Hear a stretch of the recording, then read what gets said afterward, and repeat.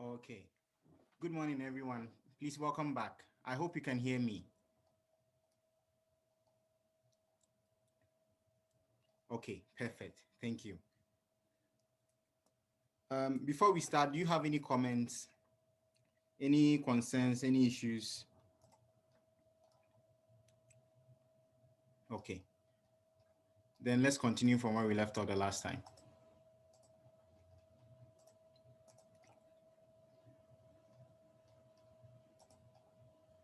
Okay, so I'm sharing my screen. Please, if you can't see it, do let me know.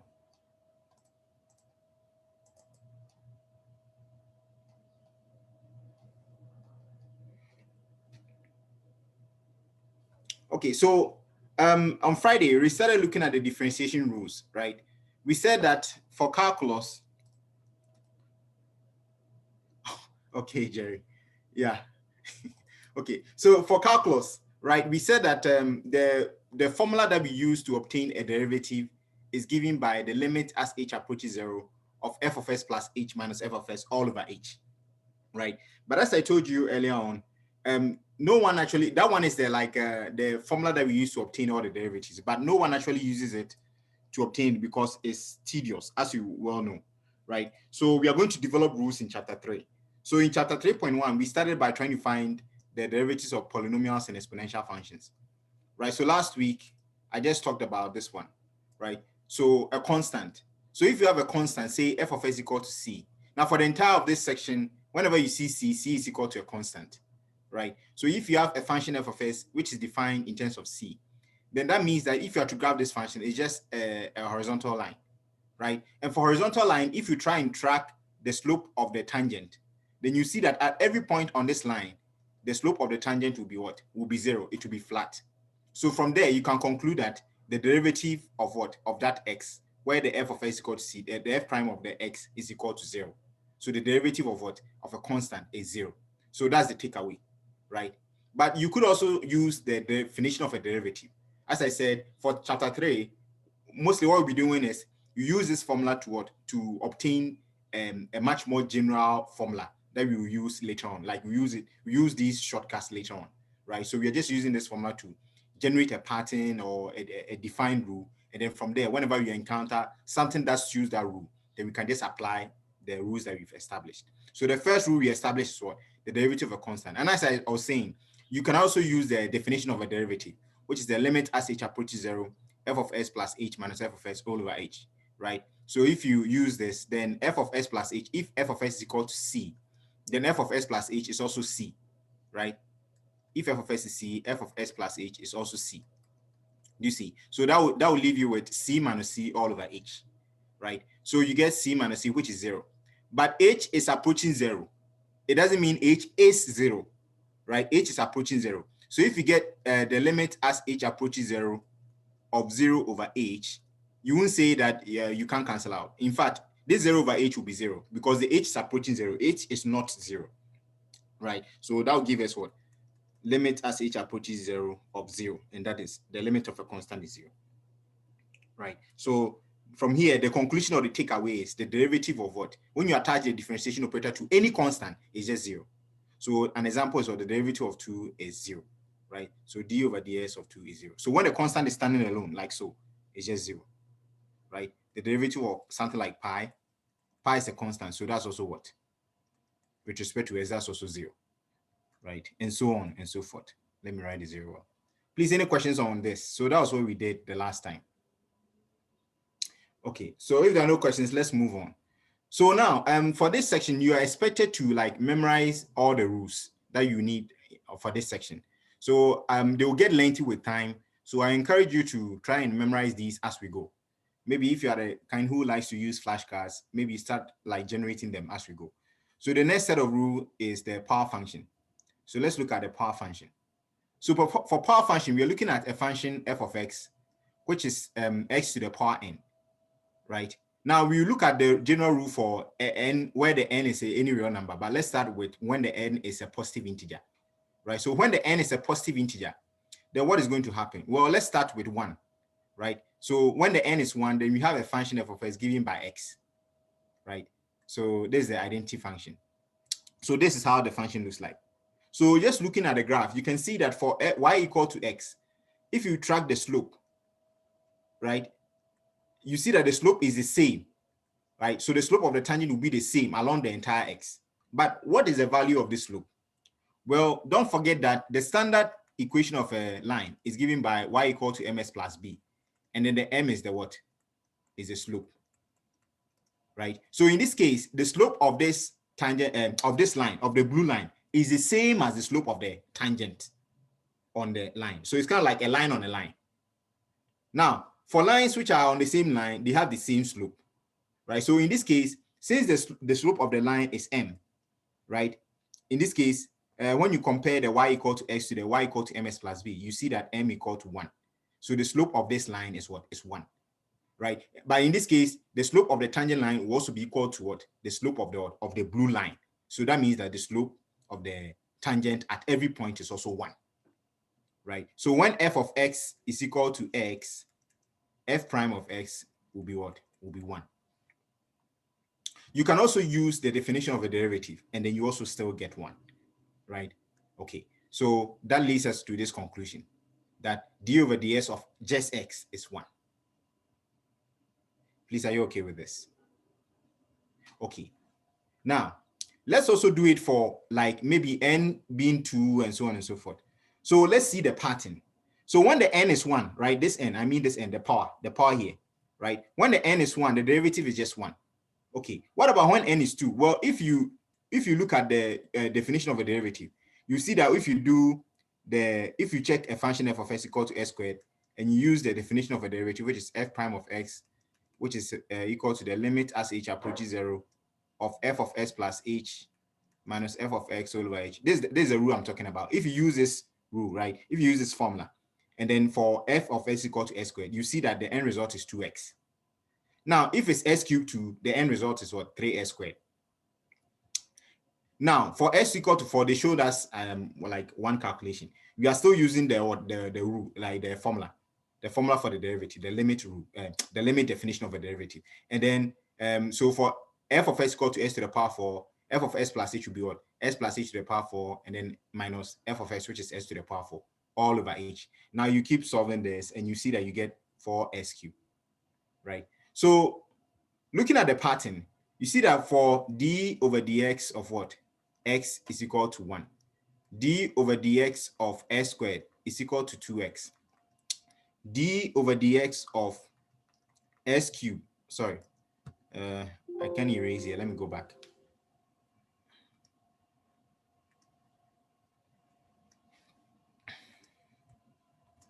Okay, so d over dx of s cubed is what? 3s squared. And then d over dx of s to the power 4 is just what we just saw. It's 4s cubed. Now, when you see this pattern, you can kind of like read and see that for x, for the power n, right? If you look at this one, the power n, the n is 1, right? And 1 is the same as 1 times s to the power 0. And s to the power 0, given that the s is not 0, is 1, right? Now, 2x is the same as 2 to the power 2 times s to the power 1. Now, looking at the pattern, you can see that for the power function, you always bring the power to multiply the expression in front, and then you subtract 1 from the power. So if I'm using that rule and I say, okay, in general, what I can see is the pattern I can see is for any power function, I'm just bringing the n in front of the x and then subtract 1 from the n. Then let's see if this will apply. For this first one, you see that if you bring the 1 in front, you get 1x, and then the x is the same, s to the power 1, and then you subtract 1 from the 1, you get s to the power 0. You see, it will fit. It will be the same thing. It will be the answer that we got. Now, for the x squared, if you pull the 2 down in front to multiply the s squared, and then you subtract 1 from the 2, you get 2s to the power 1. 3s cubed, if you bring the 3 down, and then you subtract 1 from the 3, you get 3s squared. You see, for s to the power 4, if you put a 4 down, subtract 1, you get 4s cubed. So you can see that, well, this pattern kind of like repeats, it's consistent.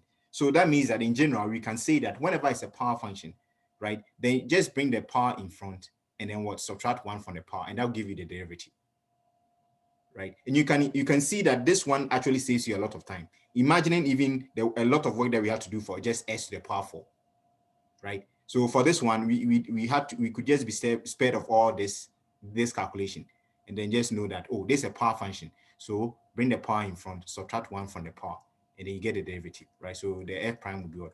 4s cubed. That's done. So that's how it will look like going forward. Please, any questions on the power rule?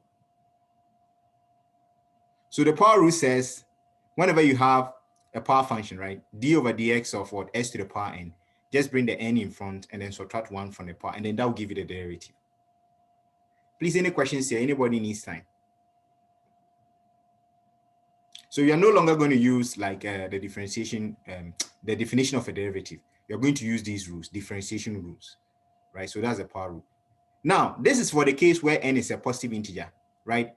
Let's try some examples. Okay, I think these examples are just giving the answers. So for f of x equal to s to the power 6, the derivative f prime of x is what? Just bring the 6 in front, subtract 1. So that'll be s to the power 5. So that's 6s to the power 5. For y equal to x to the power 1000, then just bring a 1000 in front, subtract 1 from the 1000. So that'll be 1000 s to the power 999. Imagine using the definition of a derivative to obtain this. You see, it's going to be a lot of work, very tedious, right? So this is very, very convenient in that respect, right? The same goes for this. Now, don't forget that the independent variable can be t or any other variable. So in this case, it's t to the power 4, right? So for that one too, if you want the derivative, and you see here, they are just using different notations so that you are conscious of the fact that these all mean the same, right? So for y equal to t to the power 4, if you want to find a derivative, you can write that as what? dy over dt equal to what? And then there's a power function. So the power rule. So bring the 4 in front and then subtract 1. So that'll be 4t to the third, right? The same for this, right? Here we are just changing the independent variable from, say, x to r. So if you have d over dr of r cubed, then it's just what? This is the power function. So it's just 3r squared. So this thing can be, this chapter 3 can be very, very easy if you know the rules, and then you're able to identify the rule being applied in a specific function. That's the whole idea.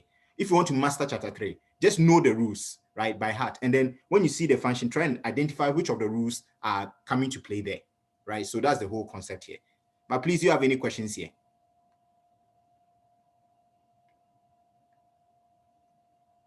Anybody needs time here? Okay. Now, there is a much more general version. The n doesn't necessarily have to be a positive integer. Well, the n can be any real integer. So this is the rule that we are going to use now, right? So for n, any real number, right? If the n is any real number, then the power rule still applies, right? So just bring the power down, subtract 1.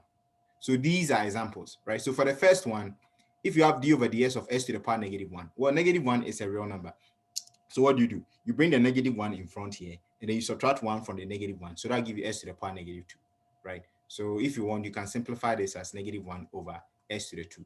But your Weber sign will take this answer. It will take this answer, right? And I'll say that don't emphasize too much on simplification in this section. When you get to section 4, chapter 4, that's where we will simplify.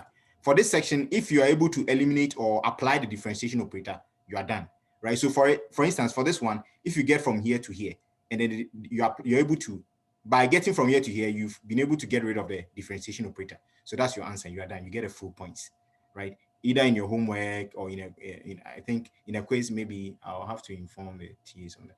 And then in your exam, anyway, as long as you get rid of the differentiation operator and apply it, you are done. That's your answer. You don't need to get to the simplified version. Okay. Now the same goes for this. Now, as I said, the technique is your ability to identify the general power rule applying here. So when you look at d over dx of what? Square root of x, you have to try and see if this can be expressed as a power function of some sort, right? So you start, okay, is this a constant? No, this is not a derivative of a constant. Okay, this x to the half, x to the square root of x. But square root of x, I can write that as what? S to the power 1/2. Oh, nice. 1/2 is a real number, so power rule. So what is the power rule?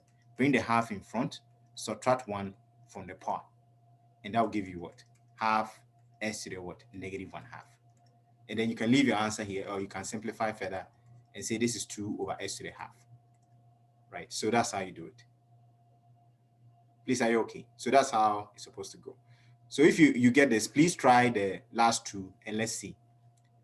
Please try. I'll wait for, if you are done, you can unmute your mic and speak. You can send it in a chat or something. So I'll wait for your input and I'll try and see if we can get a seconder and then we'll do it together here. For the third and fourth.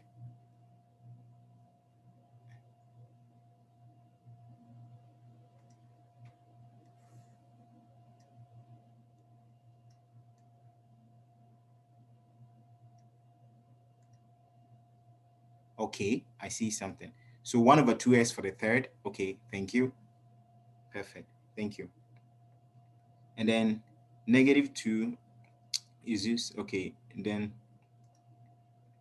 okay, -2/s to the square root of negative, yeah, thank you, perfect, okay, for the third, okay, perfect, thank you, yeah. So I have a seconder to one of them. Oh, guys, and I would like it if you could share your answers with the class. I don't know if the chat is only allowing you to send to me, right? But if you want, please share with the class so everyone will see whether they are agreeing on something or, yeah, perfect. Thank you. Yeah. Okay, so I have answers, right? So let's do this together. So for the first one, I'm looking at the derivative of what? 1/s², right? But then I see, okay, so for 1/s², is there one of the rules I can liken this to? Well, 1/s², I can see that to be what? X to the power -2. Oh, x to the power -2. Now I can apply the power rule. So by the power rule, bring the 2 in front and then what? Subtract 1 from the power, like so. And then you are done. You can leave your answer in this if you're doing it. If you can leave it in -2 -1 in your homework, if you type it in, it will say you are correct, right? Or you can maybe simplify a bit. Say this is 2s to the -3, which is the same as -2 over what? S to the third, like so, right? But as I say, you don't need to simplify. The homework will accept this. I will accept this. WebAssign will accept this answer. I will accept this, right? So immediately get rid of it. You are done. Don't focus too much on simplification. And I'm saying that because I don't want you to, say on the exam, be spending too much time simplifying when you can just type in your answer and you are done, right? So that's it. Okay, now for the last one, let's do it together.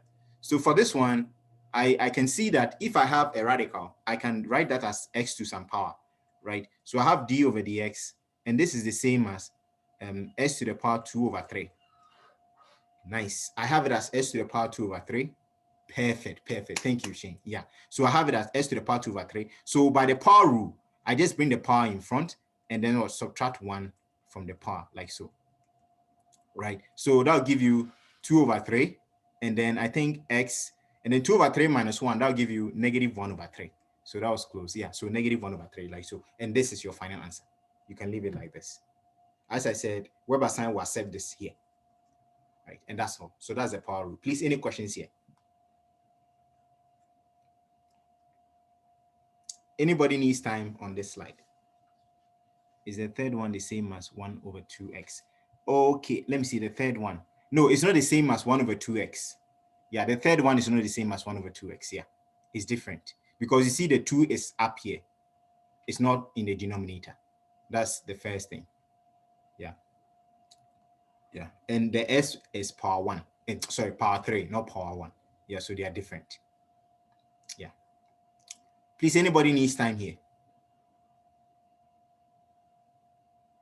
Okay, so that's the power rule. Now that we've introduced the power rule, let's talk about normal lines. Now, you see, when we started this, we talked about the tangent line, right? A tangent line. And then we found the slope of a tangent line. It turns out that we can also use the slope of the tangent line to help us to obtain the slope of normal lines. Now, what is a normal line? Now, suppose you have a curve like so, right? And then you have the tangent at this point. So you have a tangent line like so. Then a normal line would just be a line which is perpendicular to the tangent line, right? It's perpendicular. So if this is your tangent line, then this is your normal line. Now, in your previous math classes, you would have learned about the relationship between the slope of one line and its perpendicular line, another perpendicular line, a line perpendicular to it, right? So if, say, I have the slope of the tangent, let's say slope of this tangent is, say, m1, right? And then the slope of this is, say, m2. Then the relationship between the two slopes is the slope of the tangent times the slope of the M2, the normal, should be -1. So that's the relationship. That means that if you want the slope of the normal line, because we know that the derivative will be able to give us the slope of the tangent line. So after getting the slope of the tangent line, if you want that of the normal line, then all that you have to do is solve for M2. So M2 will be equal to what? The -1/M1. So that means if you have the slope, if you use the derivative to calculate the slope of the tangent line, you can get the slope of the normal line by what? Finding the negative reciprocal of the slope of the tangent line. The negative reciprocal of the slope of the tangent line, right? And that'll give you what? The slope of the normal.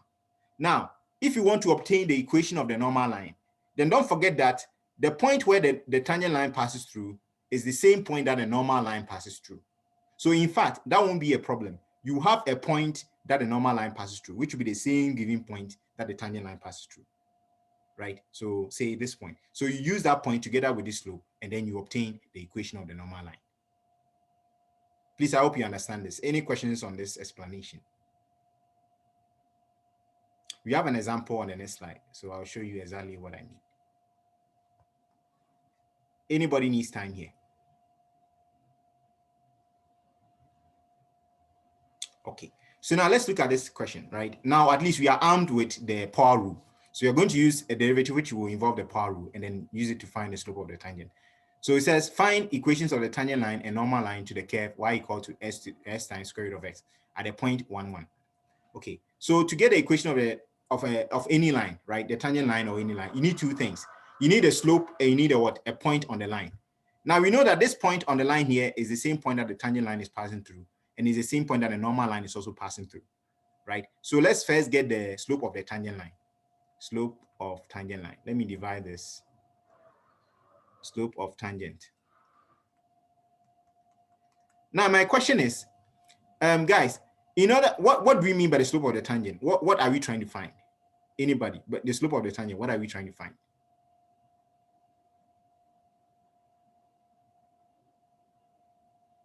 What are we trying to find? What do we mean by the slope of the tangent? Perfect. The derivative at where? At what point? The derivative at, what do you say? At 1.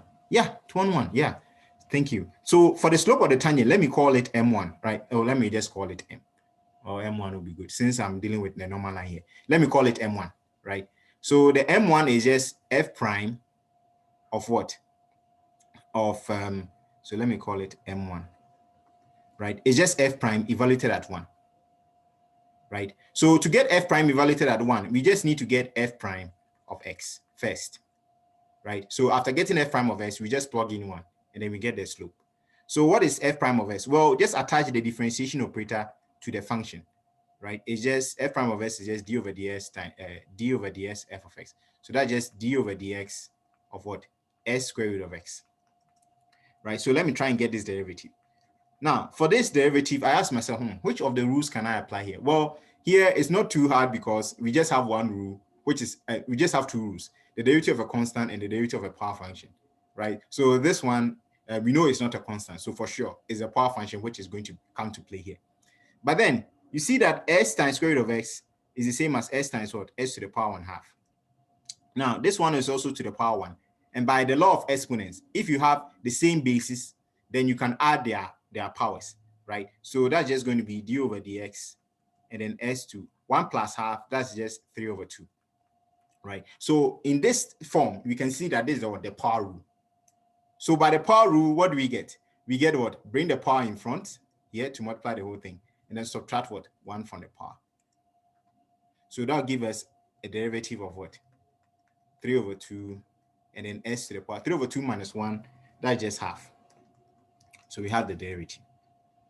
Now to get the slope, we need just what? F prime of 1. So that means just plug 1 in there. So that'll be 1 to the 1/2. And 1 to the 1/2 is just 1. So that means that the slope of the tangent is 3 over 2. Now that we have the slope and then we have the point, we can get the equation of the tangent line. So that'll be what? Y minus y1, which is 1. So this x1, this y1. So y minus y1 equal to what? 3 over 2, the slope, and then x minus 1. and that'll be it. This will be the what? Equation of tangent line.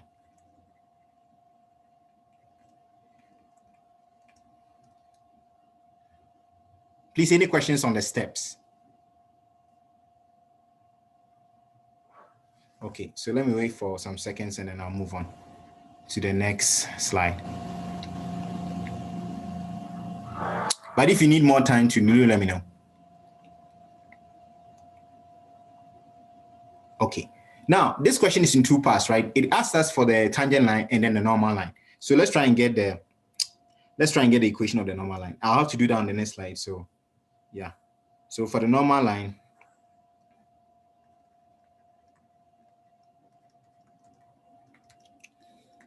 let me call the slope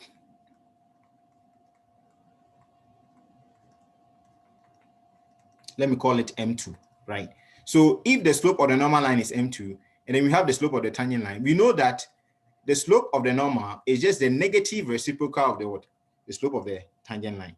So that means in this case, we won't have to calculate any derivative thing. We just need to do -1 over what? What is M1? M1 is a 3 over 2, right? The slope of the tangent. So that'll give us what? -2 over 3. Right? So now we have the slope of the normal line. Now, the normal line also passes through the same point, right? So it also passes through 1, 1, the same point, which is given in the preamble here in the question. So from these, we can get the what? The equation of the normal line. So that'll be what? Y minus y1, which is still 1, and then the slope, which is -2 over 3, and then s minus 1, and that's it. So this will be our equation of normal line. Yeah, and that's it for this question. Please, any concerns here? Anything you don't understand? Is there any part you want me to explain again, or you're fine?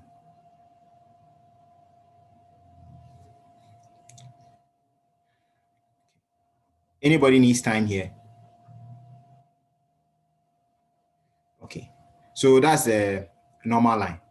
Now, sometimes too, you may know the derivative of, say, a power function. Power function is just s to a power. But what about if you have like a sum of power functions, or say a constant times some power function? Then that one, how do you obtain it? So that's what this section is about, new derivatives from old, right? So for that one, we start with the constant multiple rule. Now, what the constant multiple rule is saying is, if C is a constant, and as I said, for the entirety of this section, right, and for all time, the C will always be a constant. So if C is a constant and F is differentiable, right? If F is a differentiable function, then if you're trying to find the derivative of what? The constant times the function which depends on X. Don't forget that we're differentiating with respect to X, right? So C does not depend on the X. So C is a constant. So whenever you're doing the derivative of what? A constant times what? Some function of X, then it's just going to be the same as the constant pulled out and then times what? The derivative of what? The F of X. So the X is dependent on X, right? So an example to see this is, let's look at this. So say you have, say, 2 times X. Then what is this? I can see that this is not directly a power function, but I can see this to be what? A constant times some power function. So by the constant multiple rule, I'll pull the 2 out and then do the derivative of what? Of X. Now, when I get to the d over ds of X, that one is standard. That one is the power rule. So then I apply the power rule here, which is 1. So that's 2 times 1, and that will give me 2. Please, are you okay? Now, I chose this example for a reason. Now, the conclusion I'll make from here is, whenever you have a constant attached to the what you're differentiating with respect to, like the variable you're differentiating with respect to, in this case is X. So whenever it's to the power 1, the derivative will always be the constant in front of it. The derivative will always be the constant in front of it. So if you're doing something like d over ds of, say, -10x, I don't think too much, right? It's just going to be -10. You're done, right? But you can still go through this process, right? You can just put the constant out and focus on the derivative of the variable, the rest of the function, which is dependent on the variable, and then apply the differentiation rules you already know. Please, are you okay on this? Any questions here? So that's the constant multiple rule. Okay. Anybody needs time here? Okay. Now let's look at the proof. So we are saying that, say, a new function f of x. Okay, let me not call it f of x. Let me call it g of x. So let me erase. Maybe change it a little. So suppose you have a new function, say g of x equal to what? C times f of x. Why are we saying that? We can just pull the constant out. Well, we are going to use the definition of a derivative, right? So we know g prime of x is just going to be what? Limit as h approaches 0 of. And I'm not going to ask you to prove any of these, right? You have to see some of the proofs because of some of the programs you guys are taking. Some of you need to see some of these proofs, right? So we do them, but I'm not going to ask you. The takeaway is what I've shown you. This one, this rule. So this is what you have to know. And then the constant multiple rule, the power rule, and then the derivative of constant is 0. And then the relationship between the normal slope and then the tangent slope. Yeah, that's all. I'm not going to ask you to prove. Right, so for this one, we know that this is g of s plus h minus what? G of x all over h. Right, so if g of x is equal to cf of x, then g of s plus h will be equal to what? To be able to see f of s plus h, right? And then g of x is just c f of x, right? So that means that g prime of x will be equal to what?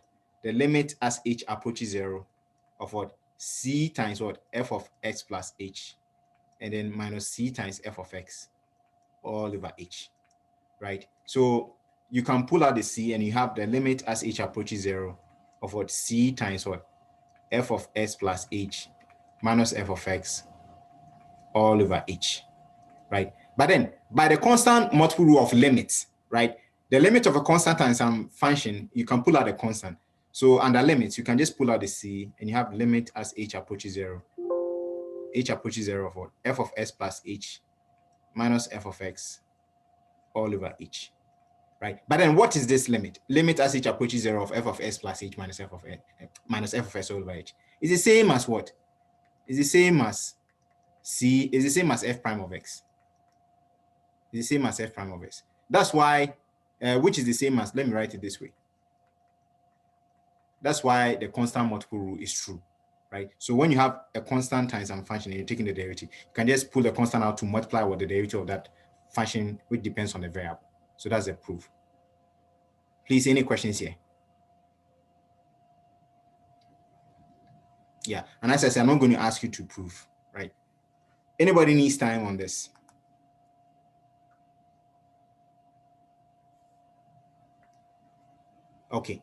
Okay, Jacob, let me wait for some seconds.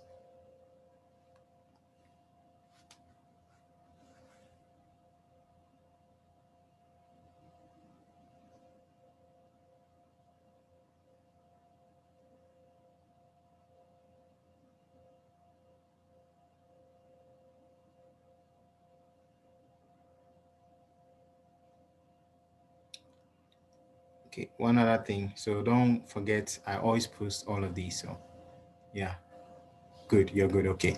Yeah. So don't forget, I always post these ones. So yeah, you can always see it in the file, right, on Canvas. Okay. So now let's go here. So let's look at this first one. So for this first one, we look at what? D over ds of what? 3 times s to the power 4. So we reason at home. Do we have a standard rule for 3s to the power 4? No, we don't. We just have that of the constant, that of the power function. We don't have a constant times a power function. Okay.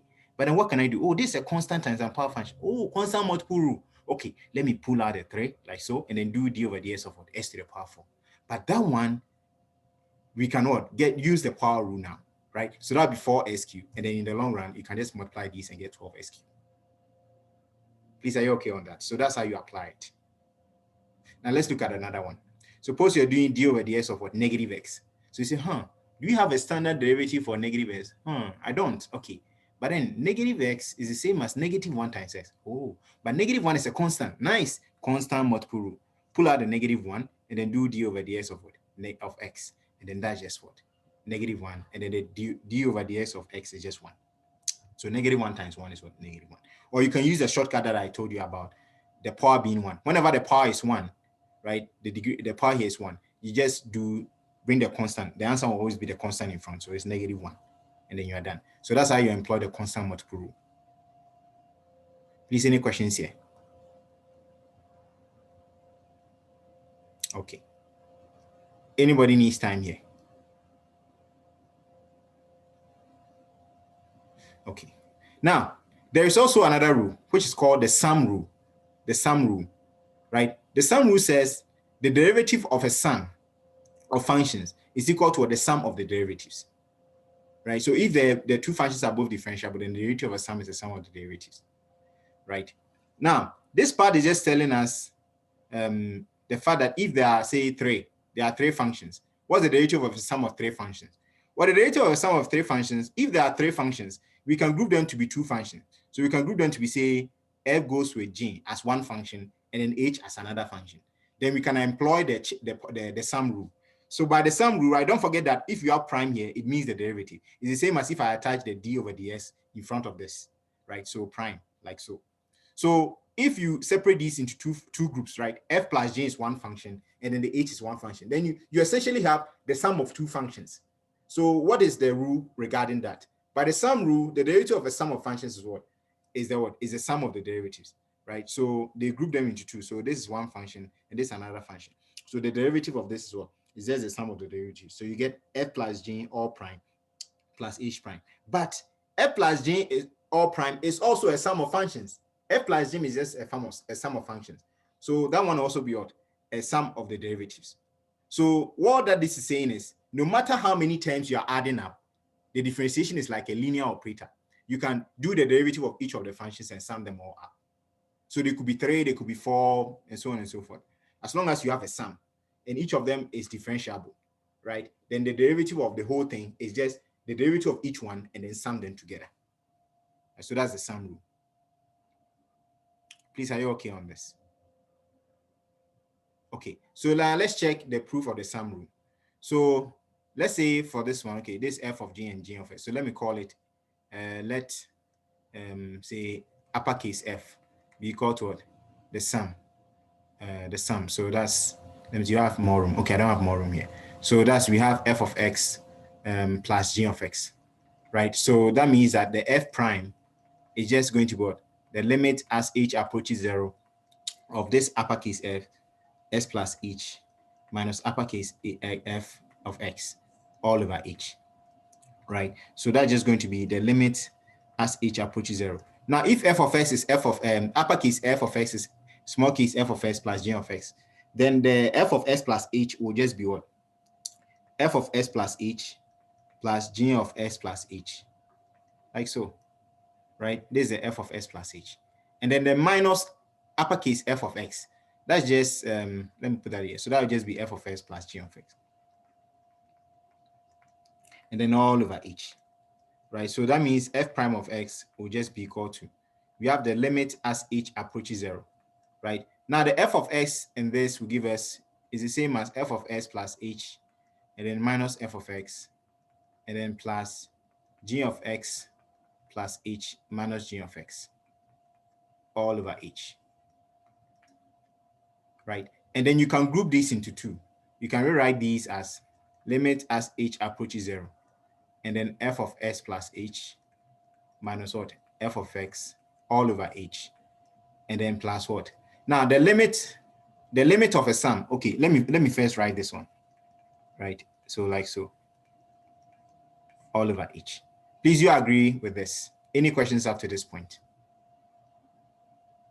Right, I'm just grouping these two and then giving the denominator across. Now, the limit of a sum is a sum of limits, right? So that means it's the same as the limit as h approaches 0 of f of s plus h minus f of x all over h plus the limit as h approaches 0 of g of x plus h minus g of x all over h, right? So, but what is limit as h approaches 0 of f of s plus h minus f of s all over h? It's just f prime, right? And then what about this second part? The second part is also just g prime. So that's why the sum rule is true, right? So that's why the sum rule is true. Please, any questions on this? So the derivative of a sum of functions is just the sum of the derivatives. Now, anybody needs time here?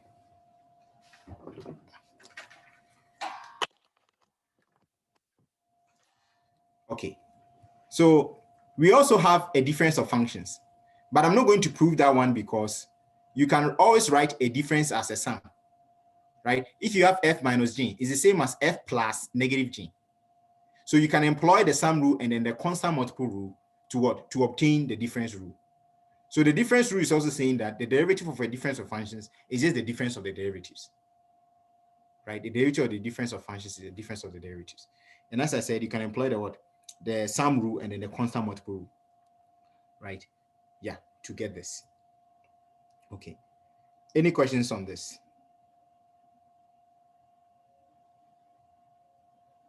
Okay.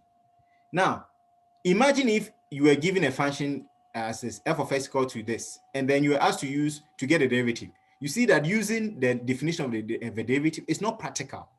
Look at the powers here, like 8, 5, 4. How will you be doing the f of s plus h and distributing it out and canceling? It's too tedious, right? That's why I said when we get to chapter 3, you appreciate the rules more, right? The rules will now help us to get this within a few steps, right? So if the question is asking us to combine these rules, a constant multiple rule, sum rule, and the difference rule, and then the power to differentiate the following. Let's do this. So you have f prime of x, that will be equal to what? D over dx.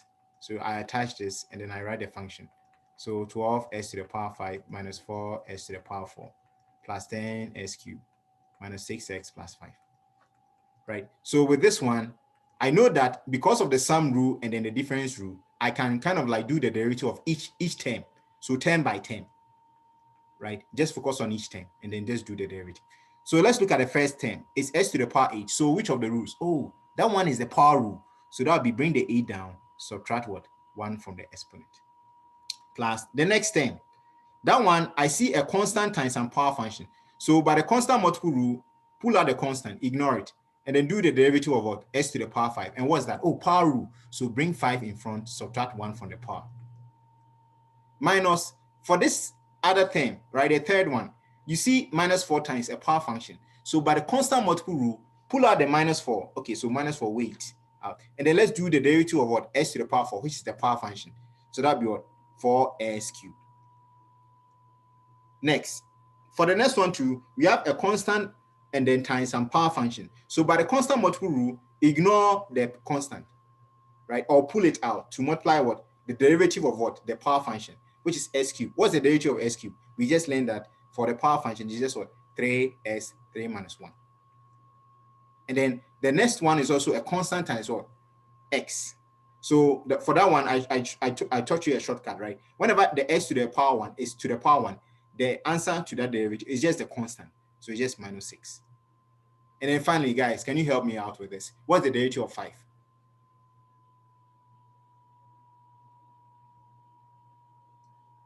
Perfect. Thank you. It's 0. So we are done, right? When you get here, as I was saying, you've been able to clear the differentiation operator. So this will satisfy as a final answer. Whatever sign will say is correct, and I'll also accept this. But if you want to, you can write it out to give you a nicer, like a simplified form. So this 12 times 5 is 60. So 60 s to the power 4, and then minus this 16 s to the cube, and then that's 30 plus 30 x squared, and then minus 6, and that's your final answer. So that's how you use all the rules we've learned so far. Please, any questions here?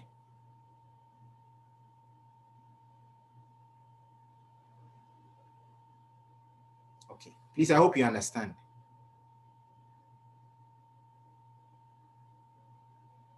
Okay, so that's how you're going to use it, right? Just the power. So you must know the rules. It's a must, right? And you'll not be able to use formula sheets on your exam. So because it's the instruction from the department, they're saying they want you guys to memorize these things. So yeah, so please try and start at least memorizing them because they'll get lengthy with time. Anybody needs time here? Okay. Now let's go to exponential functions. Unlike the power function where the variable is in the base and then the number is in the exponent, for exponential function, the rules are switched. The number is in the base and then the variable is in the exponent, right? So exponential functions are of the form, say f of x equal to what? B to the power x. So now let's try and obtain some derivatives involving this. So we start by using the definition of a derivative, right? So we have f prime equal to limit as h approaches 0, f of s plus h minus f of s all over h. So what is this going to be? Well, if f of x is equal to b to the power x, then f of s plus h is just, we are replacing x with what? S plus h here on the right-hand side. So that will just be b to the power s plus h, right? So that's why this is b to the power s plus h, right? So f of s plus h minus f of h just b to the s plus h minus b to the x, and then all over h. Now, when you get here, remember that if you have a to the power m times a to the power n, then it's just a to the power m plus n, right? That means that if we have a to the power m plus n, we can write it back as what? A product, right? With a to the power m and then times a to the power n. So that's why here we have the limit as h approaches 0, b to the power x, and then b to the power h. So we've kind of like breaking up this sum, right? And then we have it here. Now, at this point, you notice that the b to the x has a factor here and it has a factor there. So you can factor it out, right? So we have b to the x out into parentheses b to the h minus 1 all over h. Please, I hope you understand up to this point. Any questions up to this point? Okay. Now, moving on, you can see that we are taking the limit as h approaches 0. So any expression which doesn't involve h is like a constant. It doesn't depend on the h. So this b to the x is b and x. It doesn't depend on h. So that means it's going to serve like a constant. And by the limit rules, the limit of a constant times some variable function is just what? The constant times what? That the limit of what? That variable function. So we can pull out the b to the x out here, like as if it's a constant, because that doesn't depend on the h. And so that'll give us b to the x, limit as h approaches 0, b to the h minus 1 all over h. Please, you understand up to this point? Okay, if you do understand, the issue is, another thing is, what is this limit as h approaches 0, b to the h minus 1 all over h? Well, suppose I'm trying to find f prime of 0. How would that look like? That would look like limit as h approaches 0 of what? F of what? 0 plus h minus what? F of 0 all over h. Now, looking at this one, the function that we have b to the x. What is f of 0 plus h, or what is f of h when you have f of s equal to b to the s? Well, it's just going to be b to the h. Now, what is f of 0 when f of s is b to the x? It's just b to the 0, which is 1, and then h. So that tells you that this term that you see here is just what? F prime of 0. So that means that f prime of x is just equal to what? B to the x times f prime of 0. In other words, for exponential functions, their derivatives will always involve the function itself times some constant, which is the derivative of 0. So the derivative is proportional to the function itself for exponential functions, right? Anybody needs time here? As I said, I'm not going to ask you to prove any of these, but we are not going to just write formulas and go, right? You have to see everything to be connected, and everything is, right? So see the connection, see how we are deriving everything so that you understand it, right? And then you appreciate, yeah. So please, anybody needs time here? Okay, so as I showed you, right, this limit as h approaches 0, b to the h minus 1 over h is f prime of 0. So the conclusion is that for an exponential function, its derivative is proportional to the function itself, right? The rate of change of an exponential function is proportional to the function itself, right? In other words, the slope of the slope is proportional to the height, right? Don't forget b to the s represents the height of the function. So the slope or the derivative of the tangent line, the slope of the tangent line is always proportional to the function itself. Yeah, so that's the conclusion. Now, we try for two things. We try for 2, we try for 3. Now, for 2, if you want to find the f prime of 0, it's just 0.69, right? For 3, it's just 1.10. Now, we ask ourselves, okay, this one is 0.69, this is 1.10. Is there a number between 2 and 3 whose f prime of 0 will be 1? Because if that is the case, And we know that f prime of x is what? F prime of 0 times the b to the x. Then that means that will give us the simplest possible case, because if the f prime of 0 is 1, then that derivative is just the same function.